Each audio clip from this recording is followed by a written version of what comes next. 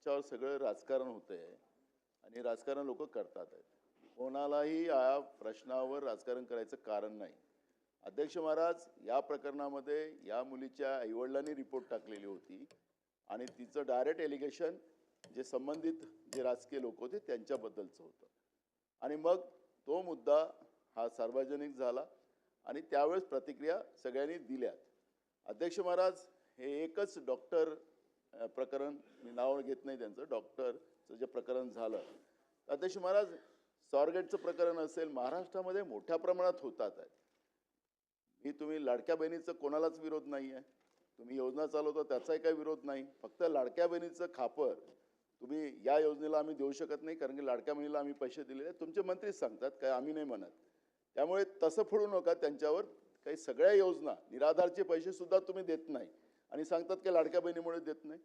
त्यामुळे तसं खापर फोडू नका लाडक्या बहिणीवर, हे एवढंच आमचा आक्षेप आहे त्याच्यामध्ये. पण मी आपल्याला या निमित्ताने एवढं सांगतो की ही जी घटना आहे ही सातत्यानं महाराष्ट्रामध्ये या पद्धतीच्या घटना होतात आहेत.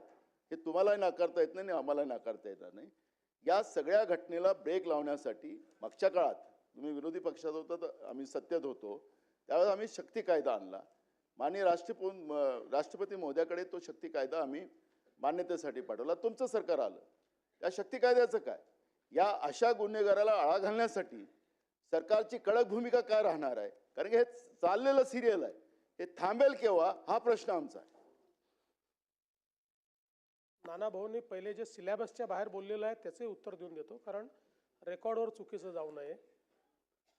निराधारचे कोणतेही पैसे रोखलेले नाहीत. उलट आता व्यवस्था अशी केली आहे, पूर्वी निराधारचे पैसे कलेक्टरकडे, तिथनं खाली, आता थेट खात्यात देतो. आता फक्त ज्या लोकांचे KYC होऊ शकले नाहीत, प्रत्येक जिल्ह्याला सांगितलेलं आहे 10% लोक आहेत की ज्यांचे KYC अद्यापही झालेले नाहीत. जिल्हाधिकाऱ्यांना त्याचे टार्गेट दिलेले आहेत. ते KYC झाल्यानंतर अशी व्यवस्था केली आहे की निराधारचे पैसे हे 1 तारखेला त्यांच्या खात्यामध्ये जातील. आणि म्हणून हा सिलेबसचा बाहेरचा प्रश्न असला तरी उगीच लोकांना वाटेल की आम्ही कुठले तरी हे पैसे थांबवलेले आहेत. दुसरं, आपण शक्ती कायद्याच्या संदर्भात सांगितलं. शक्ती कायद्याच्या संदर्भात तो कायदा आपल्याकडे परत आलेला आहे. शक्ती कायद्याच्या संदर्भात आपण कुठलाही कायदा करत असताना संविधानाने राज्याला आणि केंद्राला काही अधिकार दिलेले आहेत आणि राज्याचे अधिकार हे केंद्रीय कायद्यांवर अधिक्षेप करू शकत नाहीत. काही प्रमाणात जिथे कॉन्करंट लिस्ट आहे तिथे ते अधिक्षेप झाले तर त्याला राष्ट्रपती मान्यता देऊ शकतात.